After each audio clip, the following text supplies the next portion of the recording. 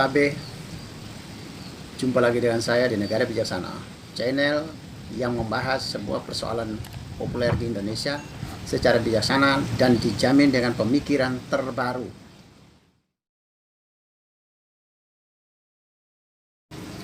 Hari ini saya mau membahas sikap negara Indonesia, dualisme sikap terhadap barang-barang produksi, barang-barang konsumsi di Indonesia.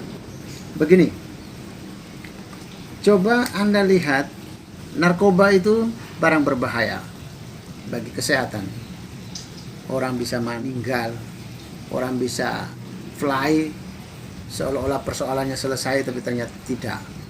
Bermacam-macam ya, sampai merusak jiwa. Itu dilarang. Tapi rokok, yang jelas-jelas tidak ada keuntungannya dalam rokok, tapi membahayakan kesehatan, diperbolehkan memproduksi, cuma dihimbau untuk tidak merokok. Dualisme kelihatan sekali.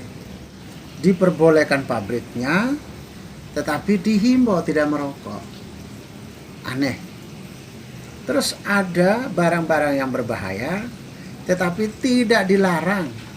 Contoh, kalau Anda membaca gula, itu mengandung zat berbahaya.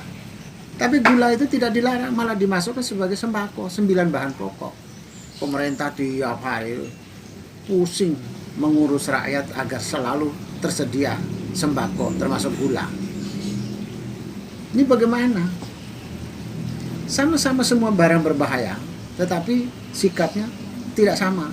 Bahayanya di narkoba langsung dilarang, bahayanya di rokok tidak dilarang pabriknya, cukup dihimbau tidak merokok. Bahayanya di gula tidak dilarang, malah diprogramkan sebagai konsentrasi penting bagi pemerintah setiap hari memastikan bahwa konsumsi masyarakat termasuk mengkonsumsi gula tersedia. Itu banyak berlaku di bahan-bahan konsumsi yang lain juga sama ya. Ada yang zat berbahaya tetapi diperbolehkan untuk produksi dan diperbolehkan untuk konsumsi. Kalau kita membaca sikap negara Indonesia antara ya dan tidak, tegas ke yang lain tapi yang ke lainnya lembek, ya di mulut tapi tidak melakukan, itu contoh lihat kepada konteks tadi. Perlakuan yang berbeda pada 3 benda yang memiliki tingkat kebahayaannya tinggi, tapi perlakuannya berbeda. Narkoba langsung di stop, tidak diberi ruang, alasannya mematikan. Rokok mematikan juga, tetapi diberi ruang untuk bebas. Pabrik jual, alasannya tenaga kerja. Memangnya kalau di narkoba tidak ada tenaga kerja, yang terserah. Produsennya juga menggunakan banyak tenaga kerja, distributor juga menggunakan banyak tenaga kerja. Kalau orang tanam ganja, kebun ganja juga mempekerjakan banyak orang. Tetapi sikap pemerintah tetap tegas. Betapapun narkoba akan menyerap banyak tenaga kerja, tapi tingkat kebahayaan narkoba yang tinggi, maka tidak diberi toleransi. Kenapa sikap itu tidak diberlakukan ke rokok? Gula juga begitu, berbahaya bagi kesehatan manusia, tetapi malah pemerintah setiap saat bingung, merasa dirinya wajib memastikan sembako, gula salah satunya, untuk terus tersedia di masyarakat. Bagaimana? Pemerintah kok ikut memikirkan ketersediaan barang berbahaya.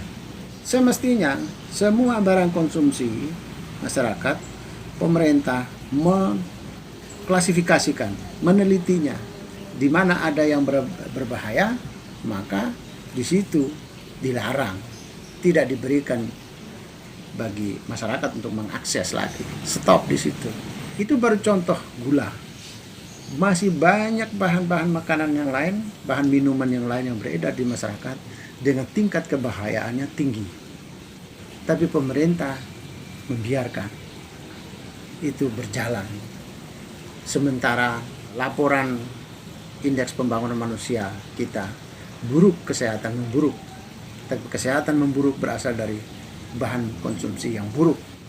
Kalau itu di negara bijaksana, maka sikap pemerintah, sikap negara sudah pasti tegas posisinya. Semua konsumsi yang mengandung bahaya dilarang dan tidak diproduksi. Berapapun keuntungan tenaga kerja yang kamu menyediakan untuk lapangan kerja, tetap tidak. Tidak toleransi. Itu kalau di negara bijaksana. Kalau di negara Indonesia, silakan, terserah Indonesia. Demikian pendapat saya tentang sikap negara bijaksana terhadap bahan-bahan konsumsi dengan tingkat berbahaya yang tinggi. Jika Anda setuju dengan saya, Anda seide dengan saya, berarti kita berada pada satu perjuangan yang sama, yaitu ingin melihat Indonesia menjadi lebih baik, Indonesia menjadi negara yang bijaksana yang kita impikan. Caranya adalah dengan Anda memberi dukungan dan berpartisipasi dalam channel ini. Subscribe di bawah channel ini, bunyikan lonceng di sampingnya untuk menunjukkan Anda berlangganan secara gratis, dan ada pemberitahuan setiap kali saya mengirim edisi baru. Dan jika Anda setuju dengan ide ini, jangan lupa bagikan ke semua relasi Anda. Terima kasih.